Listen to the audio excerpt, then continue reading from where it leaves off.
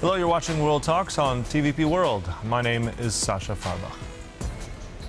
Germany's Chancellor Friedrich Merz is visiting India starting Monday for a two-day visit with his largest ever business delegation in a move that may signal a broader shift in Europe-India relations. Now the visit comes amid a flurry of diplomatic activity, including India's first participation in the Weimar Triangle with France, Germany and Poland recently, and discussions on defense, trade and Ukraine. We'll analyze the latest and also what it means for Central and Eastern Europe and Europe as a whole with our guest, Tomasz Łukaszuk, former Polish ambassador to India and Indonesia and research scientist at the University of Warsaw. Good to have you back, Mr. Ambassador. Good morning. Thank you for the invitation. So this first trip, it's the first trip to Asia by Germany's Chancellor Merz. It's not to China, it's to India. Is there a message here behind all this? Definitely, it is a very significant message from German Chancellor because, as you said, all his predecessors actually visit first China, then Japan, and India was always third or even fourth country from Asia to visit. But it's not only the message from Germany, but also from India, because Chancellor was received by Prime Minister Modi in his hometown, in Ahmedabad and Gandhinagar. It means his home state, Gujarat, where he was for 10 years chief minister. It means the prime minister of the state of Gujarat. Prime Minister Modi receives his private guests and let's say the most significant strategic partners in hometown. So it's a matter of elevation, despite the fact that certainly Germany and India are strategic partners for a long time, but still it's a message, it's also the understanding on both sides that as German media emphasized yesterday and today, that there are no small players any longer in world football, and there are no longer any small players in the world politics.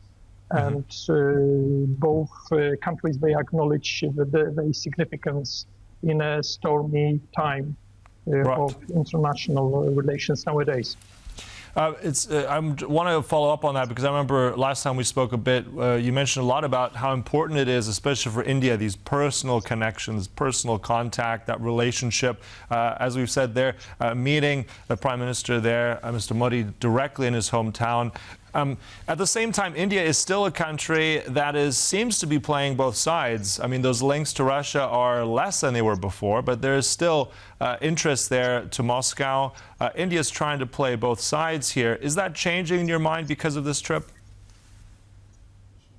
No, not at all, because Germany do recognize the strategic autonomy of India. It means this policy of balance between all the big powers in the world.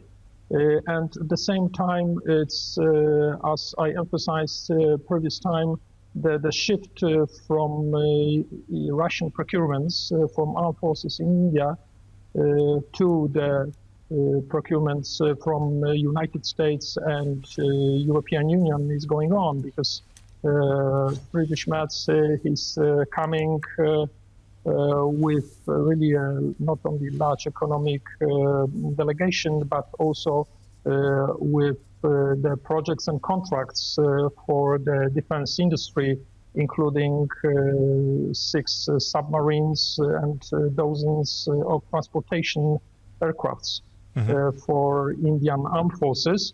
So it's if you put it together, I mean, the German submarines and transportation planes plus Italian shipyard to build together with the Indians, also other naval vessels and French jet fighters. So now you have the full picture of the changes going on in India's approach towards both Russia and the European Union. Mm-hmm. And also, you're referring also to this deal that may well get done on this trip, actually, between Germany and India. I believe it's around $8 billion in terms of this major submarine deal. At the same time, I mean, if this goes ahead, we're still waiting for all the details. But as you mentioned, other countries as well from Europe, the Italians, etc. To what extent can Poland also be part of that? I'm curious, how will this defense link, will this grow? Is this something that other countries might also jump in on? I mean, we still have the Chinese and the Russians involved. So where do you see the future of this defense link between India and Europe? Well, as you know, so Europe now is changing its image and changing its profile from soft power to smart power. I mean, the mixture of soft and hard power, and the budget for 800 billion euro called SAFE. So it would be also the opportunity to develop the defense cooperation between European Union and India. And also what is important is not only the matter of the procurements, I mean the trading, but establishing joint ventures for defense industry in India, and also real presence, physical presence of the European Union members' armed forces in the armed forces exercises in the Indian Ocean. For India, is extremely important to have the European Union on its side in this matter. I mean, in the context of the competition with China, I mean, who would be the leader in the Indian Ocean region.